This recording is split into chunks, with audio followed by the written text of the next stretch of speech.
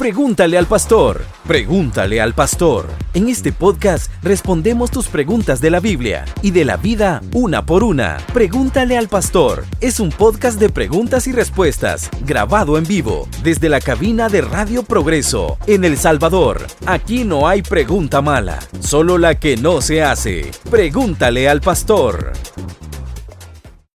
Muy bien. Estamos en Pregúntale al Pastor en este 30 de noviembre de 2023. Bienvenido, Pastor David Aguilar. Muchas gracias. Feliz de estar acá nuevamente en la cabina de la Progre, listo con Biblia en mano para responder a sus preguntas después de un par de ausencias ahí en la convocatoria, como dicen en el fútbol, pero estamos listos, gracias a Dios. Así es que ustedes ponen la tónica de este programa, ustedes son quienes dan dirección hacia dónde nos vamos a mover en el desarrollo de esto. Así es que esperamos sus preguntas. Definitivamente es momento de que hagan ya las preguntas. Por ahí veo a Ceci que ya está escribiendo. Ceci, no creo que solo sea saludo, ¿eh? Seguramente será una pregunta y con esa podemos darle apertura a este programa. Y si hay alguna todavía pendiente por ahí de alguien que no se le contestó, sería bueno que nos digan o nos levanten un dedito o algo. Esta era mi pregunta de la vez pasada, sería bueno que la contesten y pues con mucho gusto vamos a pasársela ahorita al pastor en vivo. Dios les bendiga. Una pregunta, dice Ceci Rivas desde Estados Unidos. ¿Cómo define el pastor la llenura del Espíritu Santo? Buenísima pregunta. Excelente. Damos unos segundos más para que caigan más preguntas en lo que el pastor ya abre la Biblia, ya sincroniza los 200 versículos. Yo sé que ahorita ya, cuando le dijeron llenura del Espíritu Santo, la computadora ya le lanzó los primeros versículos que va a utilizar, ¿verdad? Y la línea de cómo va a ir. Él tiene como una línea bien exacta de cada pregunta, ¿va, pastor? No, simplemente... O le da vuelta como... Tenés los versículos en tu mente, de alguna manera, y de vez en cuando tú no te acordás a dónde está, tomás la Biblia electrónica y con la concordancia llegás. Sí, bien chido. La verdad que eso ayuda un montón. Bueno, entonces comencemos con Ceci, y los demás, pues ya saben, a hacer las preguntas. Buenísimo, Ceci. Yo sé que durante muchos años hemos tenido una serie de conceptos acerca de qué es la llenura del Espíritu Santo. Y yo normalmente suelo comenzar con una forma de pensamiento acerca de qué es lo que no es la llenura del Espíritu Santo, porque tenemos algunos conceptos que están bastante fuera o alejados de la Biblia. La llenura del Espíritu Santo no es el momento en el que el Espíritu Santo viene a vivir dentro de ti, porque eso lo podemos marcar claramente en el momento en que tú recibes a Jesús. El pasaje que es más claro, aunque hay muchos otros pasajes, el pasaje que es más claro es Efesios capítulo 1, versículos del 13 al 14. Ahí dice, en Él, está hablando de Jesús, en Cristo, también vosotros, habiendo oído la palabra de verdad, el evangelio de vuestra salvación, y habiendo creído en él, fuisteis sellados con el Espíritu Santo de la promesa, que es las arras de nuestra herencia hasta la redención de la posesión adquirida para alabanza de su gloria. Yo sé que la oración paulina aquí puede ser un poco confusa, pero si vamos despacito desgranando lo que dice Pablo, él dice, en Jesús nosotros, cuando oímos la palabra de verdad, ¿qué es la palabra de verdad? Es el evangelio de nuestra salvación. Y cuando creímos en él, entonces viene el Espíritu Santo a vivir con nosotros como un sello. Un sello que en este caso, yo he explicado en otros programas, no es un sello de autenticidad, porque nosotros los occidentales entendemos esto como que de repente tenemos el sello del Espíritu y somos genuinos. Algo que tiene un sello es auténtico, pero en el caso del Oriente Medio, donde históricamente se desarrolló esta figura, el sello servía como un símbolo de propiedad, y quizás una de los mejores pasajes para poderlo ver está en Jeremías, en una profecía que pareciera no tener nada que ver con nuestro proceso de pensamiento, pero Jeremías nos ayuda mucho a enseñarnos cómo cuando él compró una heredad, esta heredad es vendida, se pesaba el peso del precio que tenía la heredad, y entonces luego de hacer la compra se extendía una carta. esa carta de compra o esa carta de propiedad en original se sellaba delante de los jueces de la ciudad donde se hacía la transacción y luego daban una copia abierta para los usos que el dueño estimara conveniente. Pero el momento en el que hubiese una disputa de terreno, alguien decía, esta es mi tierra, y había una disputa ahí, la forma de dirimir este asunto, la forma de resolver esta disputa era ir delante de los jueces y ahí, en vivo, romper los sellos de la carta original para que se demostrara que la persona es el legítimo dueño porque estaba certificada por los ancianos de la ciudad, que funcionaban como las autoridades civiles en ese tiempo. Entonces, cuando la Biblia dice aquí en Efesios capítulo 13 que Él nos selló, es que Él nos hizo su propiedad. Y esas arras, o sea, esa garantía que tenemos está ahí vigente hasta el momento a donde se haga efectiva la propiedad. O sea, la posesión adquirida sea redimida, es lo que dice el versículo 14. Cuando Jesús venga por su pueblo, ese sello se va a romper y se va a demostrar que somos de Él. Básicamente es lo que está pasando. Eso te ayuda también a entender la figura que en Apocalipsis capítulo 5 se da de los 7 sellos. ¿Te acuerdas de los famosos 7 sellos? Es la escritura de propiedad de la tierra, del mundo, que Jesús va rompiendo los sellos porque Él ha pagado con su sangre por el mundo y Él establece su reino. Cada sello es un juicio, obviamente, pero aquí esa figura del sello es importante porque lo que estás viendo es que el Espíritu Santo viene a morar en el creyente en el momento en que él ha creído en el Evangelio, no después y no después de hacer una serie de cosas diferentes a la conversión. Entonces, la llenura del Espíritu Santo no es cuando el Espíritu Santo viene a vivir dentro de ti. Otra cosa que la llenura del Espíritu Santo no es, y fíjate, estoy diciendo lo que no es el famoso bautismo del Espíritu Santo. El bautismo del Espíritu Santo es algo que se ha confundido durante mucho tiempo, pero la Biblia lo describe claramente en 1 Corintios capítulo 12, versículo 13. Dice ahí, porque por un solo espíritu fuimos todos bautizados en un cuerpo. Ahora te recuerdo varias cosas. Bautismo en la Biblia es sumergir, siempre es sumergir, por eso no se vale el bautismo por aspersión. Entonces, él dice, por un espíritu todos nosotros hemos sido sumergidos, metidos en un cuerpo. ¿Qué cuerpo es este? Bueno, por contexto, 1 Corintios 12 habla que el cuerpo es la iglesia, el cuerpo de Cristo. Entonces, el bautismo del Espíritu Santo es el momento a donde el Espíritu Santo nos mete dentro del cuerpo de Cristo. Y no solamente dice eso, dice, porque por un solo espíritu fuimos todos bautizados en un cuerpo, sumergidos en el cuerpo de Cristo, sean judíos o griegos, sean esclavos o libres. Y ahora mira esto, dice, y a todos se nos dio a beber de un mismo espíritu. Lo que está diciendo ahí en la Biblia, cuando tú te bebes algo, cuando tú comes o bebes algo, es que lo estás haciendo parte de ti. Lo que básicamente está diciendo es que el bautismo del Espíritu Santo es cuando el Espíritu Santo te mete en el cuerpo de Jesús y en el mismo momento se te mete a ti adentro, o sea, se vuelve uno contigo. Y nosotros, los creyentes, tenemos una unión especial con el Espíritu Santo. Si tú alguna vez te has preguntado, ¿a dónde vive el Espíritu Santo? ¿Dónde es que está el Espíritu Santo en el creyente? Porque si yo te pregunto, ¿a dónde será que vive? ¿Será que el Espíritu Santo vive en tu cuerpo, en tu alma o en tu espíritu? ¿Qué me dirías tú? En el cuerpo, en el alma, en el espíritu. ¿Dónde vive el Espíritu Santo en el creyente? Mire, eso sí no me había puesto. Bueno, el cuerpo sería, ¿ve? Porque es el envase, ¿ve? Pero... Sí, porque lo contiene, pero específicamente ¿a dónde? ¿Dónde es que mora este Espíritu Santo? A la par del Espíritu. No sé. Andás cerca. O a la par del alma, no sé. Sí, no estás lejos, fíjate, porque es interesante que en 1 Corintios 6... que son cosas diferentes, ¿verdad? Vamos a ver. Ajá, ahorita, o sea, las 3 cosas más una sí, más. Sí, claro, son 3 cosas completamente diferentes. Nuestro cuerpo es nuestro vehículo, como tú lo dijiste, el envase, el que nos hace interactuar con este mundo, pero no somos nosotros, o sea, nosotros no somos nuestro cuerpo. Entonces el Espíritu Santo está en cada uno y en todos lados. Está en cada uno y en todos lados porque es omnipresente, pero de una manera especial habita en el creyente.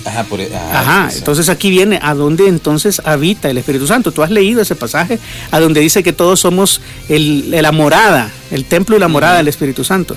Entonces, ¿cómo vive adentro el creyente? Bueno, no vive en el alma, Eso te puedo decir. Son dos cosas de naturaleza distinta. El alma es básicamente quienes nosotros somos.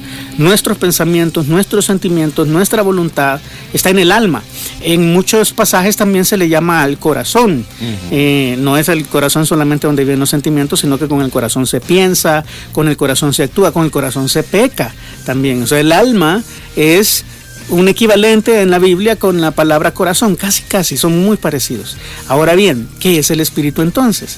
El espíritu es ruach. En el Antiguo Testamento dice que él formó a Adán del polvo de la tierra y sopló en su nariz aliento de vida. Ese aliento, ruach, es la misma palabra que en hebreo se traduce para espíritu, ¿sí? Entonces vive el Espíritu de Dios, viene el Espíritu de Dios, y en ese muñequito de tierra cuando entró, hizo un ser viviente, hizo un alma viviente. Es lo que dice luego al final, al estar básicamente citando este pasaje. 1 Corintios 15 dice que fue Adán un alma viviente, es decir, nuestra alma es el resultado del cuerpo físico que Dios nos dio, del espíritu que Él hizo habitar en nosotros, y de esta unión nace el alma. Ahora bien, y el Espíritu Santo, pues la imagen está caída, ¿te acuerdas? Dios nos hizo su imagen y semejanza. La imagen de Cristo cayó, o la imagen de Dios cayó cuando el hombre pecó. ¿Pero qué es esa imagen? ¿Es nuestra imagen física? No, Dios no tiene un cuerpo físico. No, por lo menos en el estado divino, vamos a llamarle así. Ok, ¿qué es entonces Dios? Dios es espíritu, eso es lo que la Biblia dice. Entonces el Espíritu Santo, que es Dios, viene a vivir dentro tuyo. Pero ¿cómo funciona? Pablo nos ayuda en 1 Corintios 6, versículo 16, él está usando una figura, y en esa figura va a meter un trozo de enseñanza profunda. Él está diciendo, hey, ustedes no tienen que andar fornicando, es lo que está diciendo. La fornicación es un pecado terrible, estás atentando contra tu cuerpo. Y él dice en el versículo 6, 16 de 1 Corintios, ¿o no sabéis que el que se une con una ramera es un cuerpo con ella?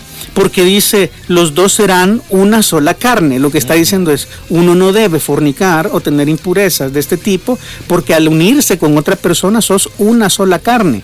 Ese es el diseño de Dios. Pero ahora mira lo que dice después el 17. Pero el que se une al Señor, o sea, el que llega a una relación estrecha con el Señor, un espíritu es con Él. Usa esta figura, es decir, al unirte a una mujer, el hombre es una sola carne, pero cuando el hombre se une a Dios, es un espíritu con Él. Entonces el Espíritu Santo viene, ya viste, en 1 Corintios 12 se nos dio a beber. Cuando Él entra en el creyente, se vuelve uno con nuestro espíritu. Es decir, tu espíritu de aquí en adelante ahora es el Espíritu Santo. Se ha vuelto uno, la imagen se restauró, la imagen espiritual de Dios está restaurada en los creyentes. Entonces ahí vive. Entonces, ¿qué no es la llenura del Espíritu Santo? No es el bautismo del Espíritu Santo. El bautismo del Espíritu Santo ocurre cuando tú recibes a Cristo. Él te mete en un cuerpo, en el cuerpo de Cristo, y se te mete adentro para hacer un espíritu contigo, ¿sí? Y luego, ¿cómo te compruebo yo que no es necesario un segundo toque o una segunda unción después de haber recibido a Cristo? Bueno, por lo que dice Romanos capítulo 8, versículo 9. Ahí dice algo bien curioso. Él está diciendo en Romanos 8, 9, dice lo siguiente Pablo: mas vosotros no vivís según la carne, sino según el Espíritu, si es que el Espíritu de Dios mora en vosotros. O sea, lo que está diciendo es, ustedes, como son creyentes de verdad, y el Espíritu Santo vive en ustedes, tienen que vivir como el Espíritu. Ahora fíjate en esto, si es que el Espíritu de Dios mora en vosotros, y si alguno no tiene el Espíritu de Cristo, no es de Él. Lo que está diciendo es, si alguien no tiene el Espíritu Santo adentro, ese no es creyente.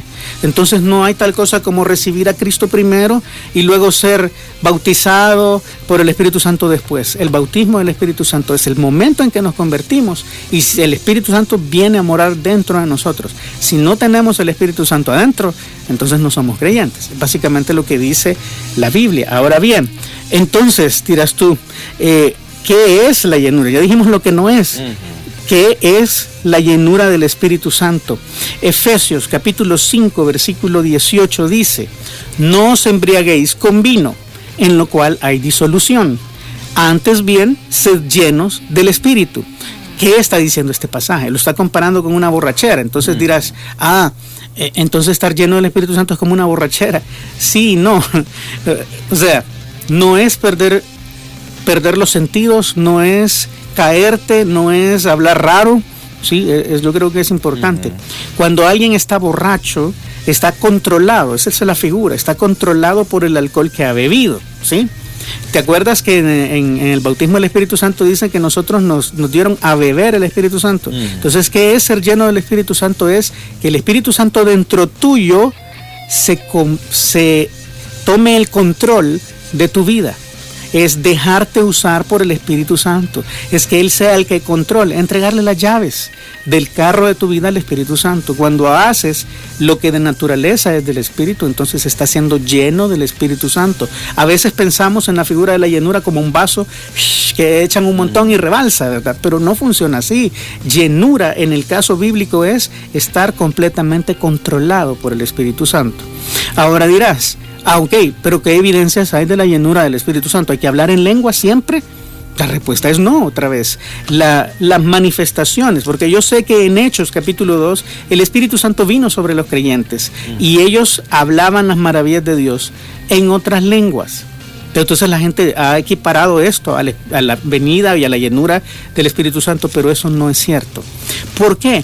Porque en la Biblia yo te puedo comprobar con la Biblia en la mano que cada vez que alguien está lleno del Espíritu Santo, no necesariamente habla en lenguas. Lo que sí hace, lo que siempre hace una persona llena del Espíritu Santo es hablar las maravillas de la palabra de Dios.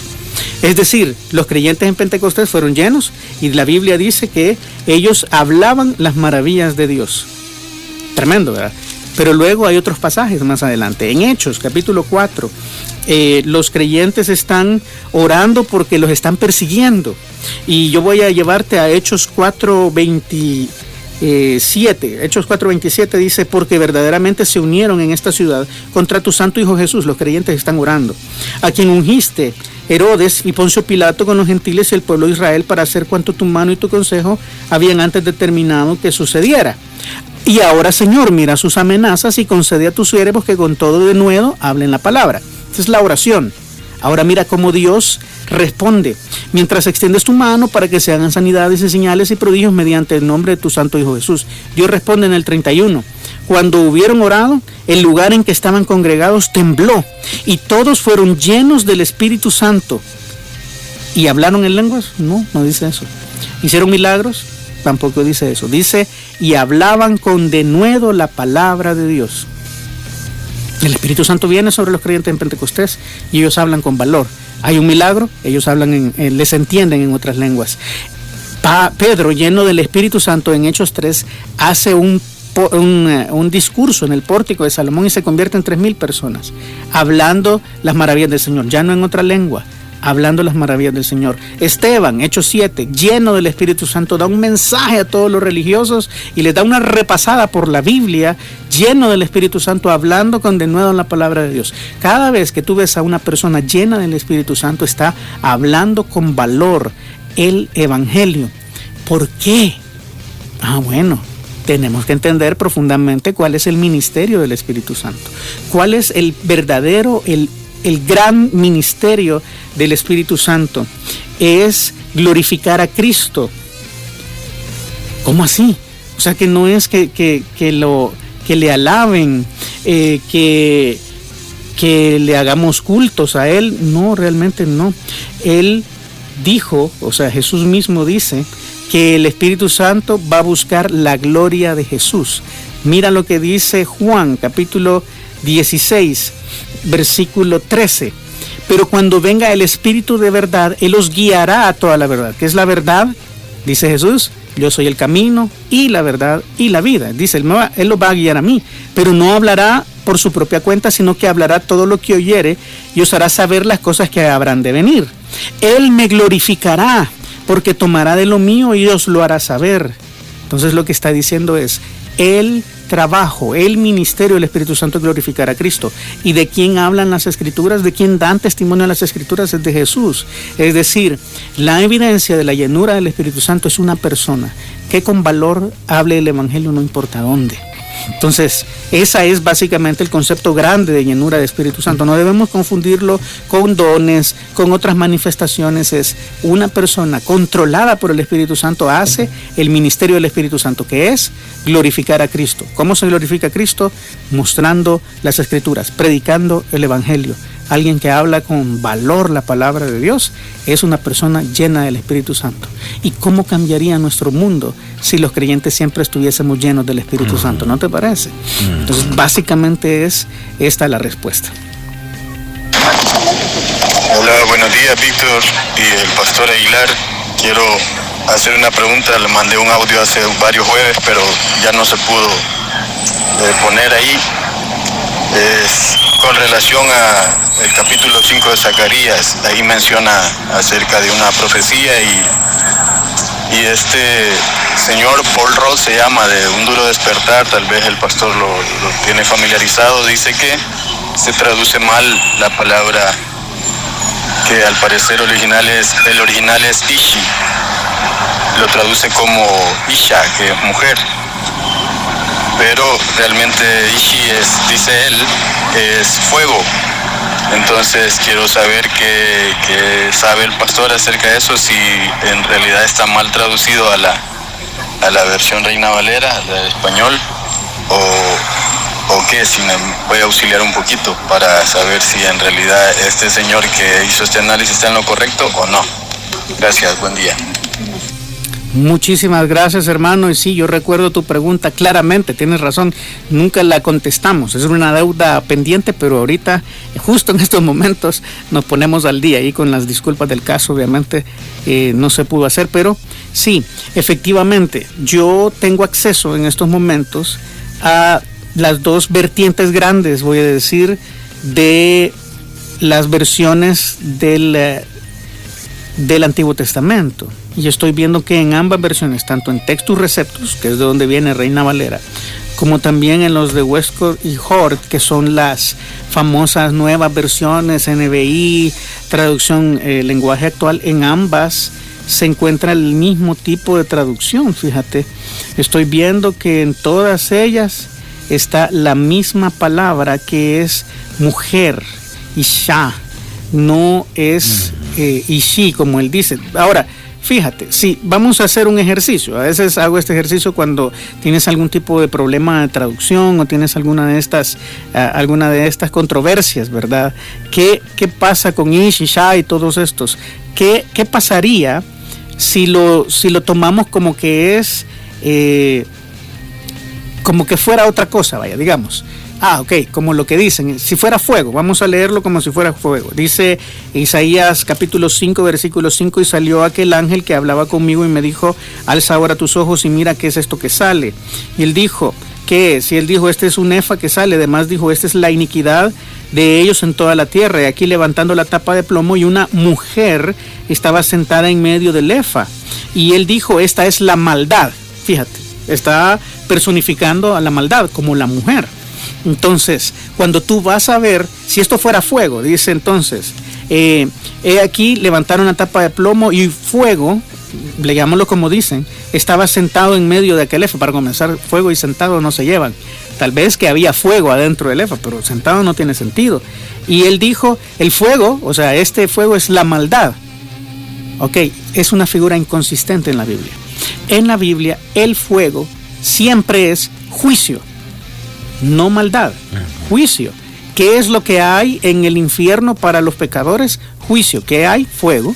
Pues el lago de fuego que arde con azufre. ¿Y qué vemos en Jesús? Sus ojos son como llamas de fuego. Entonces, ¿hay maldad en Jesús? No, ¿verdad? Aquí tiene que haber un problema, ¿ok? Yo te animo a que tengas ese ejercicio. Cuando tú tengas esto y algo te dice, no, eso no significa eso, significa otra cosa. Usa esa figura, y la figura en la Biblia debe ser consistente. Una figura como el fuego siempre es consistente. El bautismo de fuego es juicio, siempre es juicio. Entonces, cuando tú lo ves así, no tiene sentido la lectura. Y como yo te dije, acabo de consultar ambos fuentes de los manuscritos antiguos, y en ambas es mujer. No hay una evidencia que sea algo diferente. Entonces ten cuidado cuando alguien comienza a cambiar el sentido de las palabras para hacer un punto.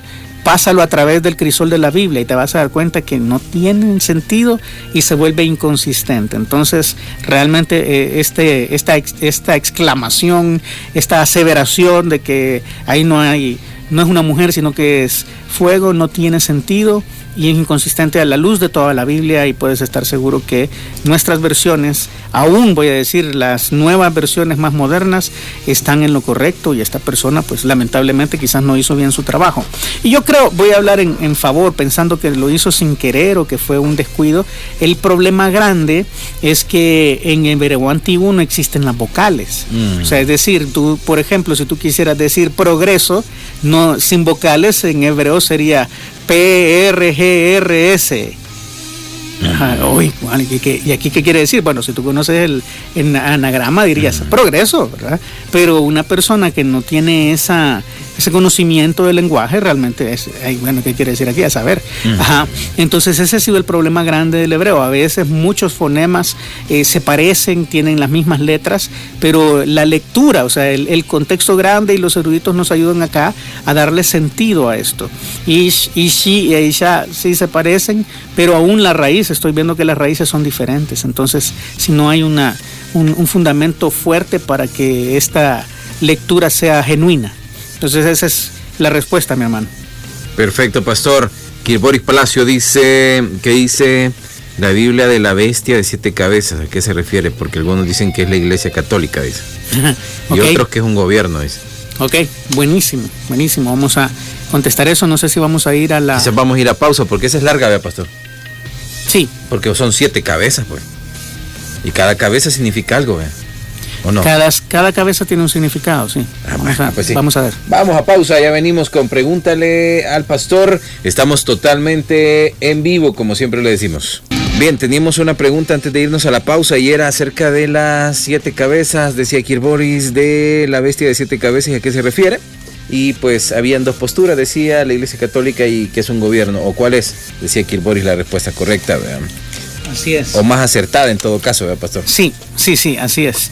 Bueno, buenísimo. Varias cosas hay que notar ahí, Kirboris. Número 1 es cuando tú vas a la Biblia, tienes que buscar las figuras en la Biblia. O sea, no se vale ir a la Biblia y tratar de buscar en otro libro o en un comentario, vamos a decir, lo que el fulano piensa, ¿no? Yo creo que la Biblia es suficiente para establecer los lineamientos. Ok, ¿por qué tiene 7 cabezas la bestia?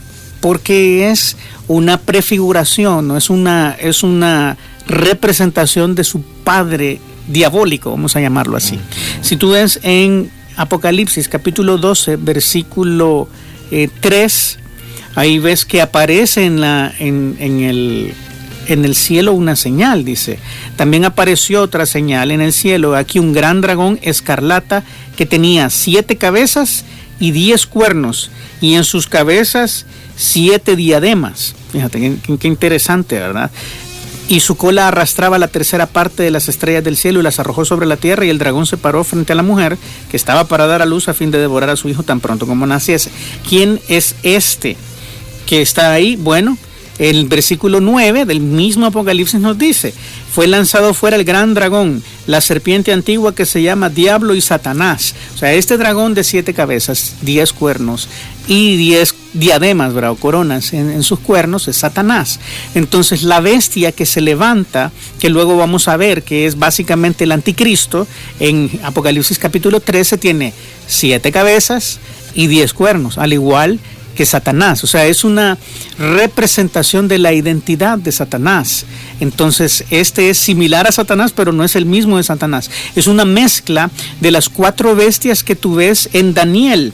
En Daniel capítulo 7 hay una profecía larga a la que no me puedo referir por tiempo, pero en esa profecía tú vas a ver que esos 4 bestias son 4 reinos que habían de venir.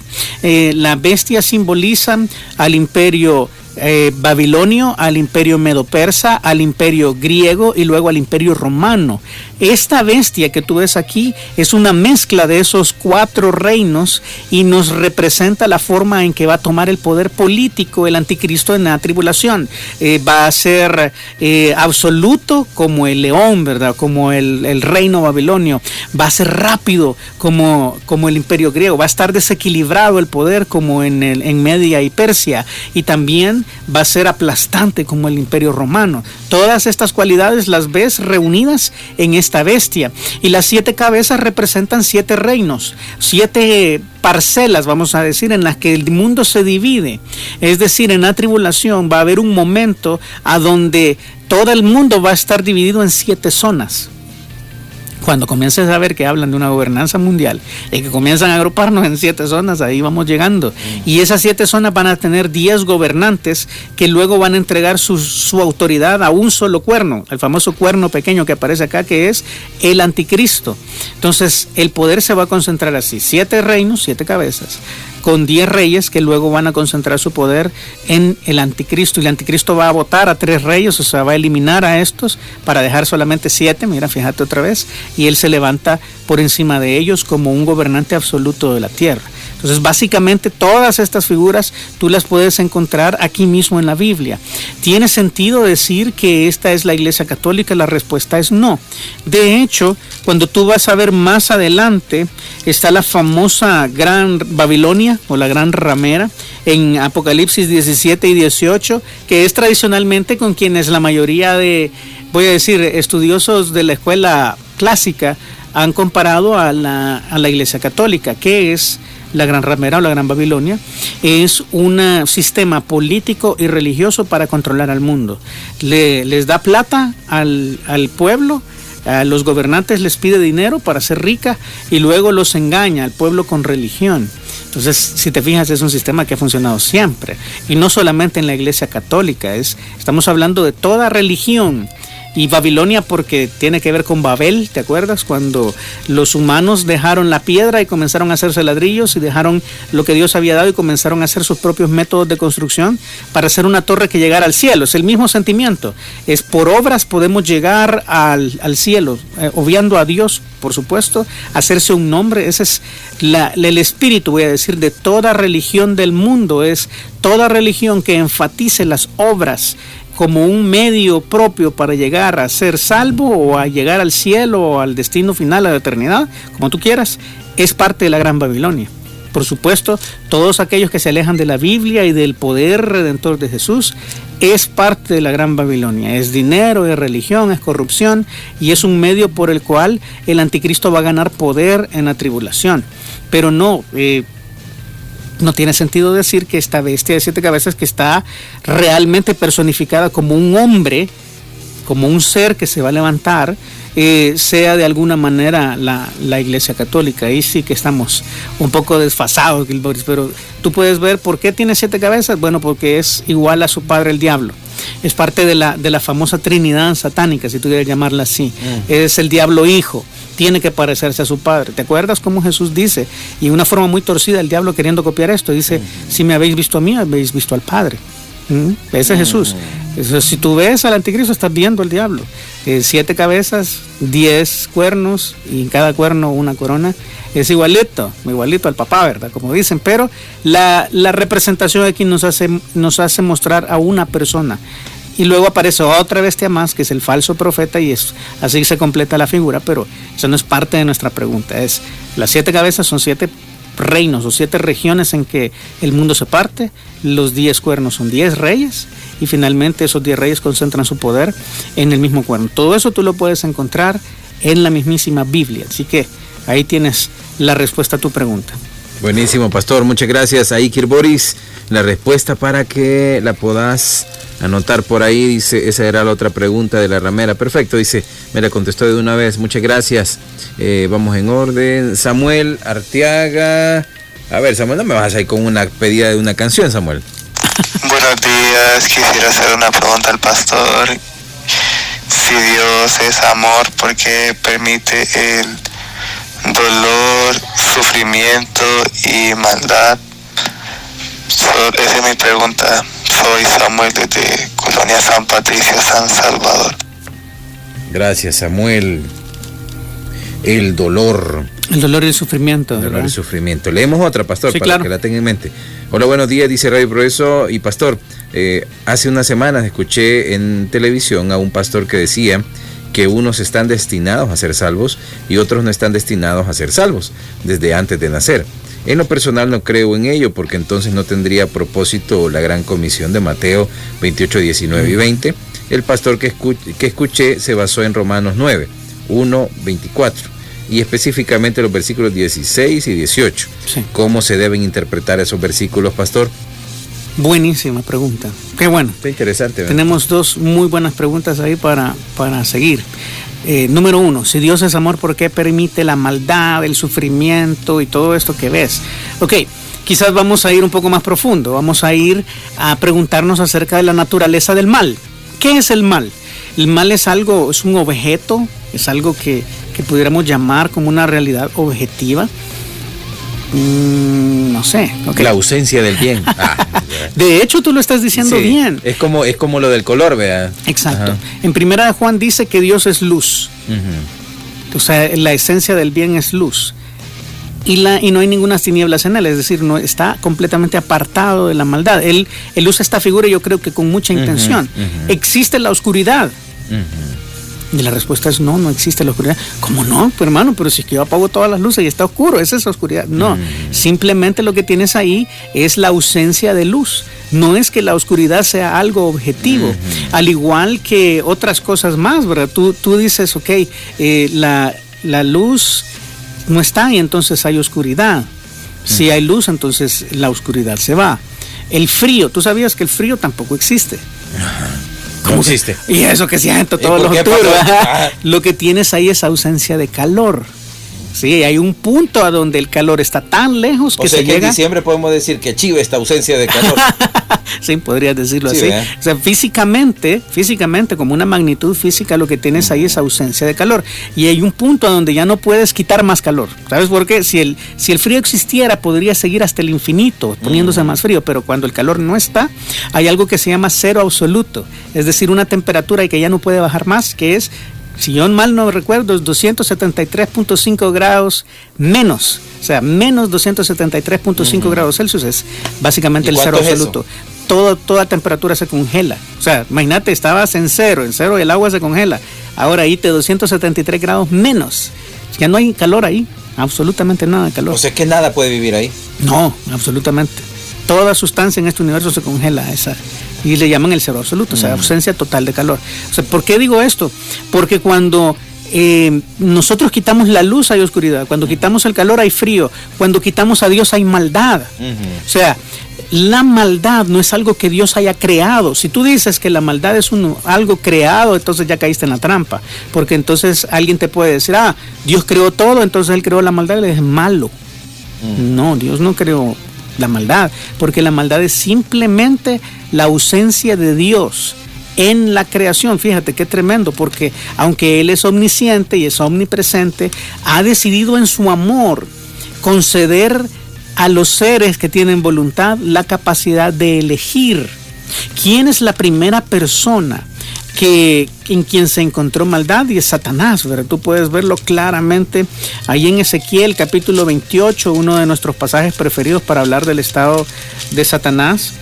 Ahí dice, desde el 28:12 de Ezequiel, a mí me encanta este pasaje, dice: Hijo de hombre, levanta endechas sobre el rey de Tiro y dile, así ha dicho Jehová el Señor, tú eras en pasado, el sello de la perfección, lleno de sabiduría y acabado de hermosura. En Edén, en el huerto de Dios estuviste, de toda piedra preciosa era tu vestidura, de cornerina, topacio, jaspe, crisólito, berilo y ónice, de zafiro, carbúnculo, esmeralda y oro, y los primores de tus tamboriles y flautas estuvieron preparados para ti el día de tu creación. Tú, querubín grande protector, dice que le está hablando al rey, ¿verdad?, de Tiro, pero el rey de Tiro no estuvo en Edén, el rey de Tiro no es un querubín, el rey de Tiro no estuvo en la presencia de Dios, tiene que estar hablando de Satanás. Entonces dice: tú, querubín grande protector, yo te puso en el santo monte de Dios, ahí estuviste, en medio de las piedras de fuego te paseabas. Piedras de fuego están en Ezequiel, en la presencia del Señor, dice: tú vivías delante de mí. Perfecto eras en todos tus caminos desde el día que fuiste creado hasta que se halló en ti maldad. Lo que está diciendo es: en tu corazón apareció la maldad. ¿Y cómo aparece la maldad en el corazón de de Satanás, Isaías 14 nos hace el favor de contarnos qué fue lo que pasó ahí. Y él básicamente en Isaías 14, del 12 en adelante, dice: ¿cómo caíste del cielo, oh lucero, hijo de la mañana? Cortado fuiste por tierra, tú que debilitabas a las naciones. Fíjate lo que pasó en el corazón. Ahí se halló la maldad. Dice: tú que decías en tu corazón, subiré al cielo en lo alto junto a las estrellas de Dios. Levantaré mi trono y en el monte del testimonio me sentaré a los lados del norte. Sobre las alturas de las nubes subiré y seré semejante al Altísimo. ¿Sabes qué está diciendo Satanás ahí? Yo ya no quiero que Dios reine. Yo quiero reinar yo. Voy a poner mi trono a la par del de Dios. Voy a subir a las mismas alturas que Dios y voy a ser adorado como Dios. O sea, lo que él está diciendo es: en mi corazón ya no reina Dios. Entonces lo que pasa en la maldad es que en el corazón de este ser nace la primera vez. Él dice: yo quiero que Dios salga de aquí, ya Dios no va a reinar, y entonces nace la ausencia de bien, la ausencia de Dios, y viene la maldad. Lo que ves en la creación en general es que Satanás nos pasó esa maldad desde el pecado de Adán. Nosotros sacamos a Dios de la ecuación, no quisimos hacer caso a Dios, y entonces lo que viene es una deformación de lo bueno que Dios ha hecho. No es maldad pura. A la ausencia de Dios hace que las cosas buenas que Dios ha creado se corrompan. Así de simple. Es como, yo siempre uso este ejemplo: tienes una toalla mojada y esa toalla mojada la encierras en un lugar oscuro y húmedo. ¿Qué es lo que va a pasar al cabo de un par de días? Eso está podrido, ¿verdad? Es exactamente lo que pasa. Con la creación lejos de Dios se corrompe. Entonces, ves que todos los dolores, todos los asesinatos, todas las violaciones del mundo, uno dice: qué tremendo, pero son deformaciones de los que Dios ha hecho. Te pongo dos ejemplos simples. Dios hizo la intimidad para ser disfrutada dentro del matrimonio. Pero si yo saco a Dios de ahí, dice: no me interesa lo que Dios dice, yo voy a hacer lo que yo quiero. Entonces esta intimidad que era buena y que era para nuestro disfrute, se corrompe en todo lo que ahora ves. Y entonces ahora el matrimonio no es una para una, es todos contra todos y todo lo que tú sabes. Vaya, Dios hizo al hombre creativo. Dios le dio la capacidad de crear, pero si yo saco a Dios, entonces comienzo a hacer mi creatividad para matarnos unos a otros, para hacer armas de destrucción masiva, etcétera, ¿verdad? Tú ves que todo lo que ves ahora como maldad no es realmente maldad. La maldad es la ausencia de Dios. Entonces esto genera que lo bueno que Dios nos dio se vaya corrompiendo. ¿Por qué Dios permitirá esto? Ok, hemos usado en este programa muchas veces un principio para decir que Dios es consistente. Es decir, que Él ha elegido en su misericordia actuar siempre de la misma manera. En la Biblia le llaman inmutabilidad, inmutable, Él no cambia, Él cumple lo que promete, ¿sí? Entonces, Dios ha actuado de la misma manera siempre. Si Él dice: ok, se vio maldad en Satanás, ok, entonces, destruido. Vamos, Satanás, se acabó. Ok, vamos a crear el hombre. El hombre se crea y entonces vive en el huerto del Edén. No está Satanás, nadie lo tentó. Y un día, miles de años en el futuro, vienen unos hijos de Adán y Eva y dicen: mira, mi papá dijo que no comieran, pero no le creo. Echémonos un par de frutos del bien y el mal, ¿va? Y se los comen. Entonces, ¿qué pasa? Hay maldad, Dios es consistente y dice: hay maldad, eliminada la humanidad. No sé si lo ves. El problema no es que Dios no quiera eliminar la maldad. El problema es que en su misericordia, que muchos tienen por tardanza, porque es lo que dice Pedro en sus cartas. Él dice: lo que muchos tienen por tardanza es la misericordia de Dios. Esa misma capacidad que tenemos de decirle a Dios: ya no quiero que reines en mí, salite de mi vida, yo no quiero nada contigo. Esa misma capacidad la tienes para decir: Señor, yo me arrepiento de mi pecado y vengo delante de ti. Son dos caras de la misma moneda.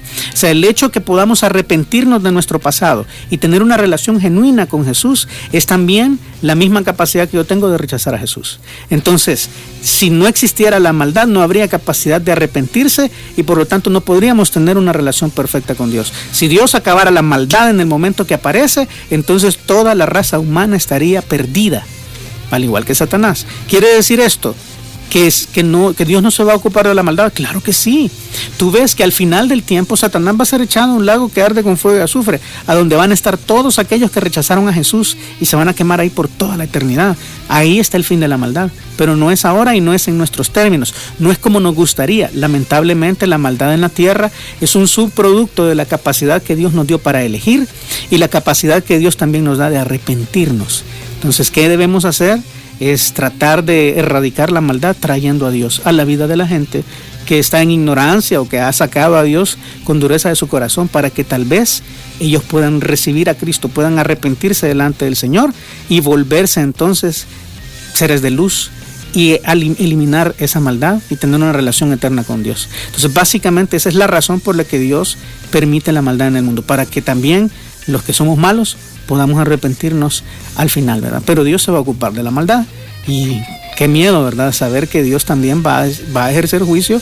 Y lo tremendo de todo es que, fíjate, quien nos ha posibilitado salir de este pecado es Jesús, con su sangre y su sacrificio. Pero ¿sabes quién va a ser el juez del gran trono blanco?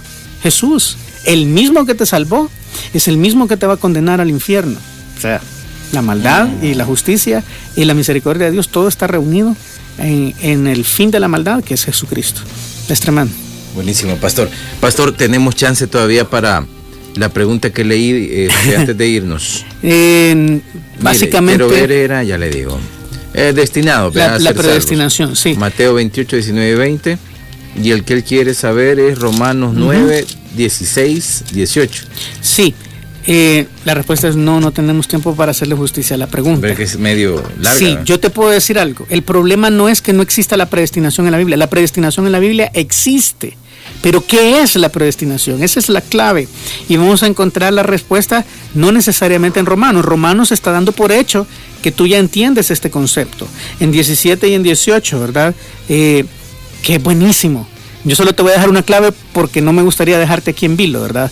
Faraón, lo que dice ahí es, la escritura dice a Faraón: para esto mismo te he levantado, para mostrar en ti mi poder y para que mi nombre sea anunciado por toda la tierra, de manera de que quien quiere tiene misericordia y el que quiere endurecer, endurece. Entonces dice, ya ves, Faraón estaba destinado para irse al infierno, básicamente para que no se arrepintiera. Ok, yo te animo a que vayas a Éxodo. Y allá en Éxodo comienzas por el proceso de las 10 plagas. Y te voy a mostrar algo. Esto es un spoiler para la respuesta. 5 primeras plagas, Faraón endureció su corazón.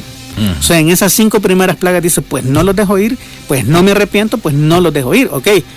De la plaga 6 en adelante, Dios endureció su corazón. Pero tuvo oportunidad Faraón de arrepentirse, claro que sí. Lo que pasa es que él no quiso. Y entonces el problema que no entendemos es la perspectiva de Dios. Dios dice, Él se va a endurecer y yo voy a endurecer su corazón. Y yo voy a mostrar en Él mi poder, porque Él ya sabía que Faraón le iba a rechazar. Pero no es que Faraón naciera para rechazar a Dios, es que Dios sabía que después de las oportunidades que Él tuvo, Él iba a endurecer su corazón, y entonces ahí sí, Dios iba a pasar un punto de no retorno y Dios lo iba a quebrantar.